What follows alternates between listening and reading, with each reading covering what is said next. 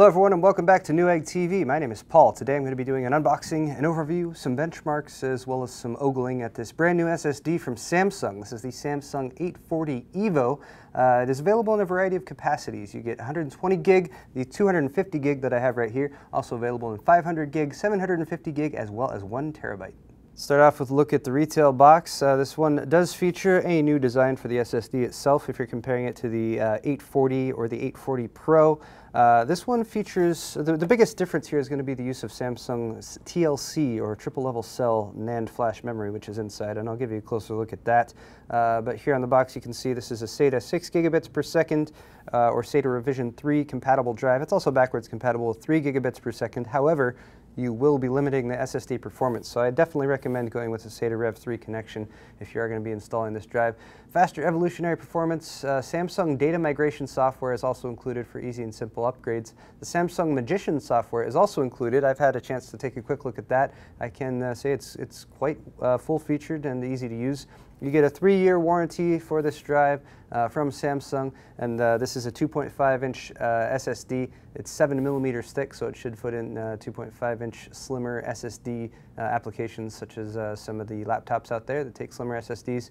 And let me go ahead and pop it open to show you what all is included. I will be forthright and tell you guys, I have already taken this SSD out and taken it for a spin, so I can already tell you that it's quite a good performer. You get an installation guide here, so if you've never installed an SSD, particularly in a notebook or something like that, they're kind of walking you through the data migration software.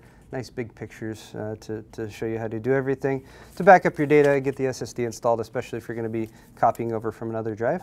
You get some Samsung case badges, so you can advertise to your friends on your laptop or your desktop that you got this SSD inside.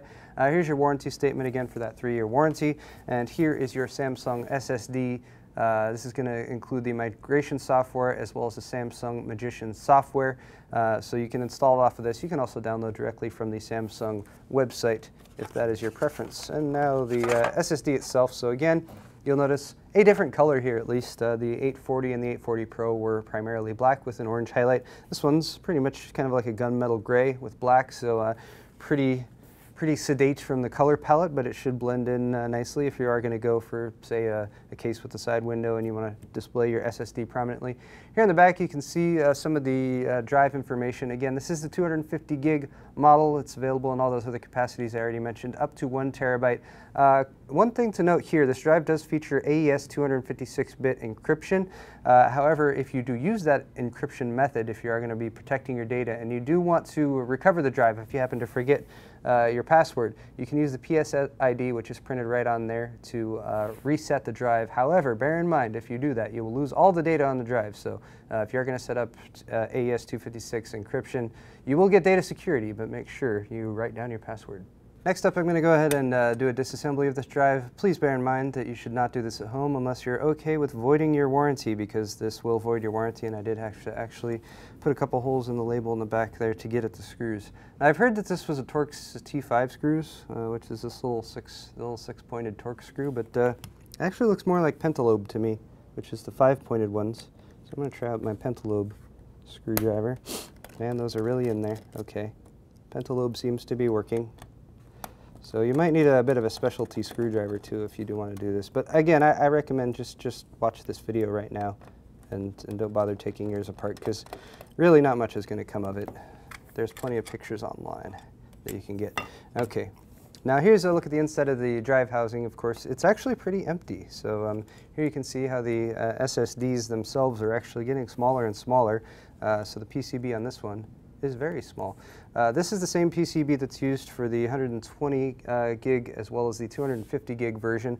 There's a slightly longer version of this PCB that's used for the higher capacity versions, the 500, 750, and 1 terabyte versions. But here we can see a fair amount of the componentry on the drive itself. Of course, we can see your standard SATA connectors right there at the back, which is serial ATA data on the left, and your power connector there on the right. And then we can see some of the Nand packages. Here's one of them on this side. And then flipping over to this side, we also have another NAND package right here. We have a bit of DDR cache. That's actually a DRAM cache, low power DDR2 1066. You get 256 megabytes on the 120 gig version. On this version, the 250 and the 500 gig version, you get 512 megabytes. And then on the 750 or 1 terabyte version, you get 1 gigabytes of cache. So that's right there in the middle. There's your other Nand package right there. So 2 of them on this one. That gives you 128 binary gigabytes per package for 250 total.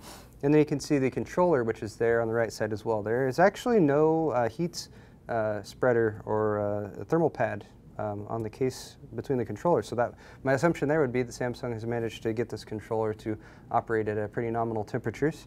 Apart from that, the controller itself, I should say, is the Samsung MEX, and that's the successor to the Samsung MDX controller that was used in the 840 Pro. It's a triple-core Cortex-R4, and it runs at 400 megahertz, and that's as compared to the 840 Pro's MEX, which ran at 300 megahertz. It's also SATA 3.1 compatible, which offers some new functionality and some additional efficiency, but one of the best things as far as an SSD goes is it does allow for queued trim commands. And if you're not familiar with trim, you could take a look at our SSD video on Newegg TV, and that should hopefully give you a better idea of trim and garbage collection. Apart from that, you also have the Nand packages, and that's also made by Samsung. It's 19 nanometer TLC, or triple level cell memory. So a typical Nand package, or typical Nand is defined as either SLC or single level cell, and that will store 1 bit, or 1 0 or 1 per cell. For a while now, we've been seeing MLC, or a multi-level cell memory, which uses 2 bits per cell. This is TLC, which is still MLC, which is multi-level cell, but this is triple level cell, so you get 3 bits per cell. And they've actually done sort of a fancy thing with it. With these new Nand packages. It's what's called turbo write, and basically Samsung, or the controller itself, is going to set aside a portion of the Nand, and it's going to use it as a cache, but it's going to operate the TLC memory, the TLC Nand packages as SLC. So it's only going to write 1 bit per cell, even though it's TLC memory. It does that. You actually get 3 gigabytes for the turbo write buffer in the 120 gig and 250 gig models. You get 6 gigs for the turbo write buffer in the 500 gig model, 9 gigs in the 750 gig model, and 12 gigs in the 1 terabyte model. And that can actually lead to a great increase in performance as long as whatever you're writing stays within that buffer size. Of course, you still get great performance after that, but once that buffer fills up, it will go ahead and start feeding the data directly to the TLC memory, so it will slow down a little bit. But that's one way that Samsung has sort of gotten around the limitations of the TLC memory versus MLC or SLC. Next up, we're going to take a look at some benchmarks. So I've jumped over here to the benchmarking area, and first off, for the test bed that I'm running, we got an Intel Core i5-3570K processor running at stock. We're on an Asus Maximus 5 Gene motherboard, so that's a Z77 chipset. We're connected to the native SATA Rev 3 controller from the Z77 chipset, which gives excellent performance. Also, we've got some memory plugged in. I think it's AMD memory, actually, running at 2133. And of course the Samsung 840 EVO, which you can see right up there at the top. So let's go ahead and start off with AS SSD. You can see the results down here on the lower left. These are the, this is actually the same test. So on the left side you're seeing megabytes per second. On the right side you're seeing input-output operations per second. Overall score for AS SSD was 1035 for this drive, which is a very impressive score. AS SSD tends to be pretty harsh when it comes to SSD testing. But you can see our sequential reads and writes up there on the top left, 504 megabytes per second and 497 megabytes per second. You can also see our 64-threaded 4K tests, which is a great representation of input-output operations per second. Which is shown over here on the right side, 92,000 and 54,000 respectively for read and write. And then another thing I like about AS SSDs, you can see the access time, 0.03 and 0.02 milliseconds, which is super fast. AS SSD also has a compression benchmark built in. You're not going to see a huge variance here because this drive does not do on-the-fly compression, so you'll see pretty consistent numbers across the board there, except for a little dip, which I think was just the system doing something else at the same time. We also have the copy benchmark right here, which does some sort of simulation of typical computer activities, ISO program in game, and you can see the results shown right there. Next up, we have Atto. This is a very popular benchmark, particularly for the SSD manufacturers to run. You can see all the results right here. I ran it at QDepth 4 and at QDepth 10. QDepth 10 is what you'll often see the numbers reflected on the actual box. So here, as you can see, as the transfer size increases, the performance increases. We topped out at about 555 megabytes per second for the reads, which is quite impressive. And we topped out at about 536 megabytes per second. Actually 538 over here on the left. QDepth 4 did a little bit faster than QDepth 10 in that particular test.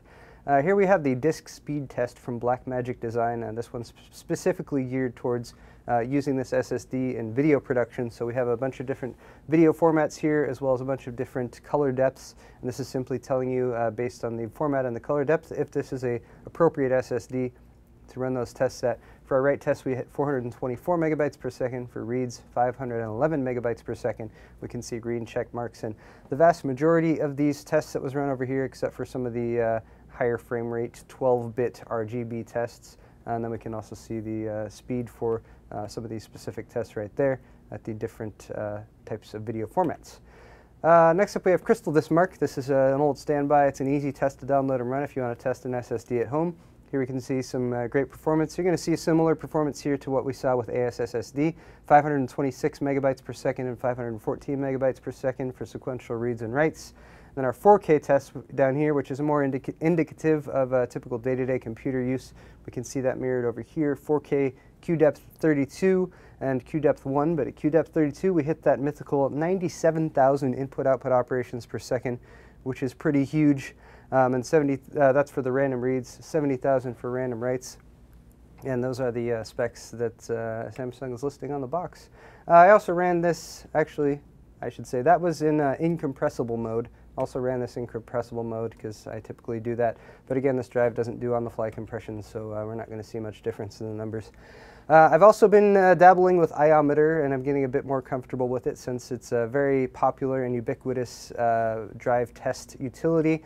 However, it's a little bit more difficult to jump into, but I just ran a quick test here. This is a 4K sequential write QDepth 32 test, and we can see input-output operations per second, 88,000 listed right there, and 345 megabytes per second in that particular test. I'll be bringing you more of those tests in the future. Finally, we have the Samsung Magician software, and I'll be showing you a little bit more of this as well. But we can see that it's got a built-in performance benchmark, so there's the numbers we saw there. This drive is rated for up to 540 megabytes per second sequential read. We hit 551. It's up to 520 sequential writes. We hit 537. 97,000 random read IOPS. We hit 98,000. And 66,000 random write IOPS, and we hit 79,000. So bear in mind, this is Samsung's own utility, so I would expect it to perform well with their drives, but that is some impressive performance nonetheless. And lastly, since I was talking about that software, I did want to show it. So it's up here on the top right. Also, in case you guys are wondering, the 250 gig model when formatted will give you 232 usable gigs of actual storage. And then here's a quick look at the utility. So you get a sort of an overall view of the drive health status. You can validate your serial number. It will tell you the drive space as well as the use space, total bytes written to the drive over time. Also some useful information like whether or not you have AHCI enabled or not, what SATA interface you're connected to. And then we also have an OS optimization option over there on the right. You can use that to maximize your performance, your capacity, your reliability. And then you can also actually go in there and do some more detailed work yourself if you want to. You can click this button to see all the drive's smart logging functions, which are all listed right there.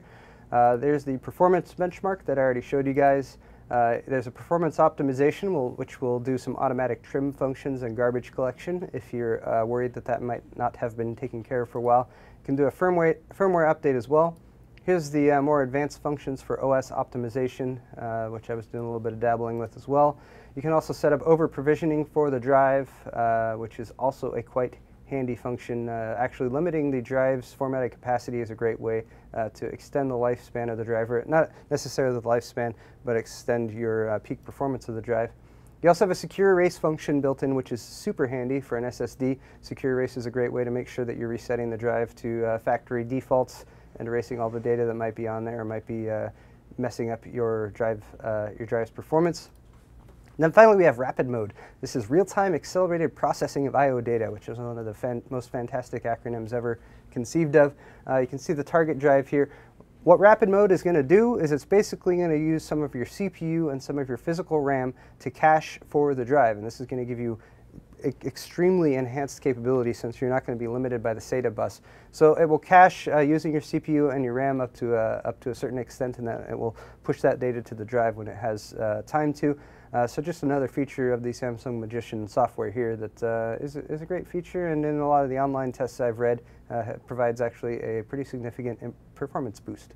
And that's going to wrap it up for this video, guys. Thanks again for joining me for this closer look at the Samsung 840 EVO, as well as a quick look at the Samsung Magician SSD software.